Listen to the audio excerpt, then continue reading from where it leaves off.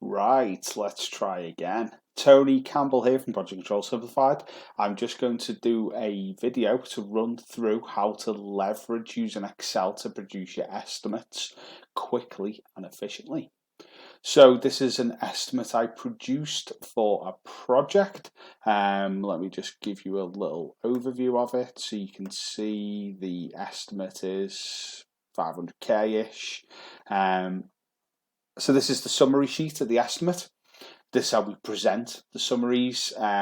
I've obviously removed the project name, but we've got a commercial conversion to apartments. I did this as an initial estimate, so it's kind of a rough order of magnitude, a little bit more detail than that really, but at that sort of level to assess whether an opportunity stacks or not. This is obviously a bit bigger than a buy-to-let refurb, but the same principles we follow for every estimate we do. Let me just give you a quick run through so you can see how we do it. So first of all, we summarize it into a summary table. This is a pivot table. I'm not going to give you a lesson on pivot tables here, but I'll show you roughly how they work so you can get an idea.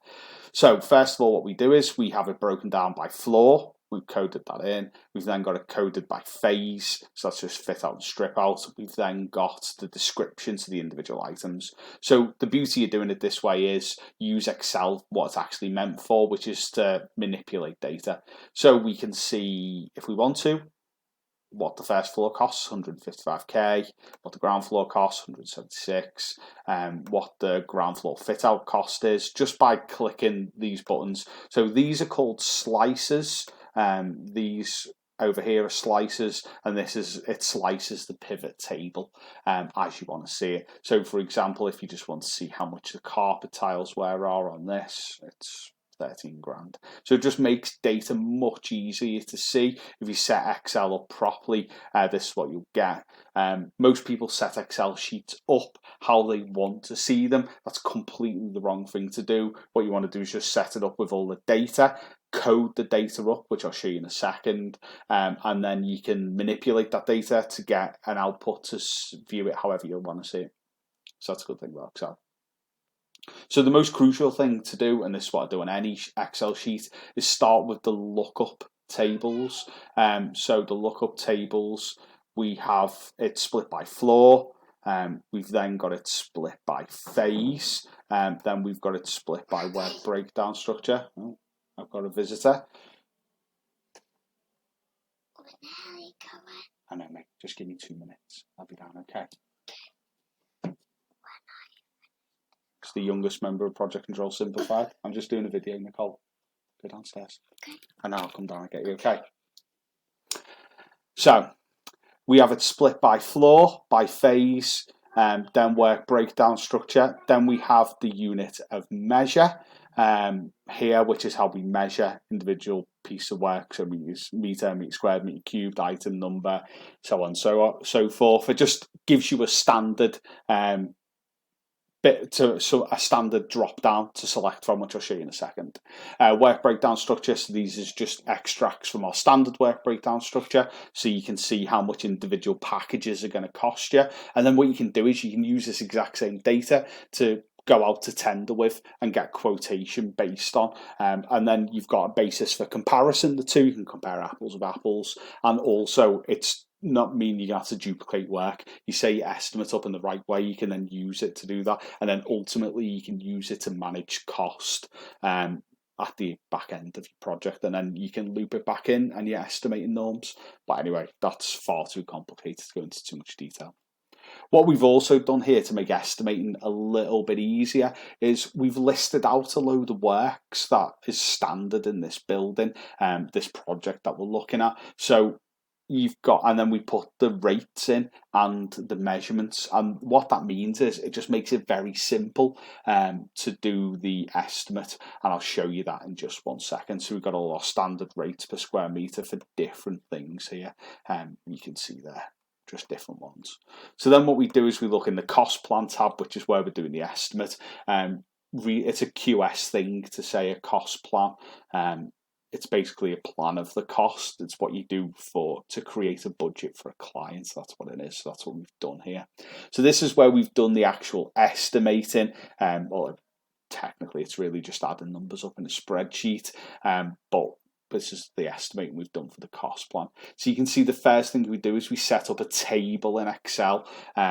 You can do that. So if you just type data into Excel and then press Control and T, it turns it into a table. And a table's important because it allows you to move the data around. So you can see that we've got filters applied on this.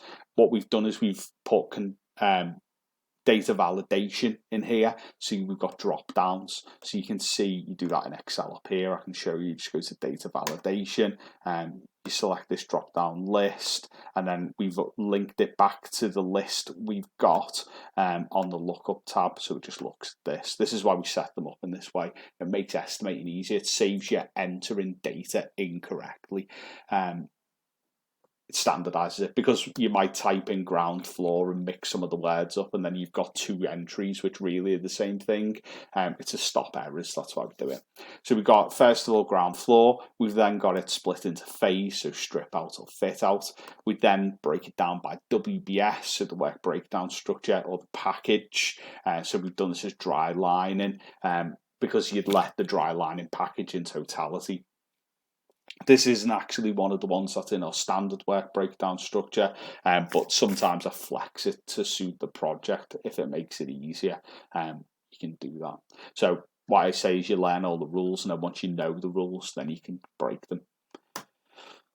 So anyway, then you've got the next item, which is strip out stud walls.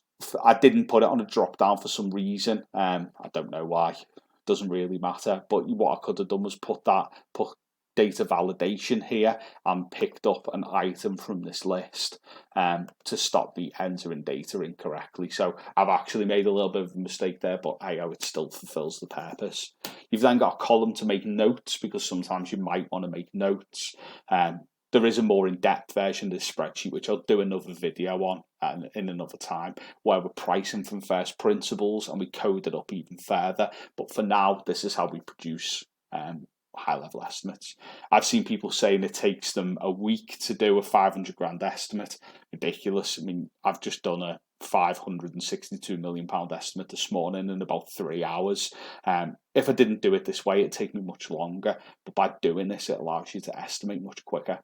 Anyway, so we then got the quantity. So we've measured as 100 square meters of stud walls, and then this unit of measure is picked up in a formula, VLOOKUP formula from the lookup sheet, as is the rate. You'll notice it was 750. I've just rounded these to no decimal places here, so it shows up as £8, obviously, because Excel's displaying it as rounded up. But you can see that if I increase the decimals, it's actually 750. And then you've got it times together here, and you can see it's looking at the quantity column times the rate column. That's why it hasn't got cell references in, because it's actually a table. You can see it's a table here. And then what happens is you fill that formula in once, and it'll fill that formula down the whole of the table for you.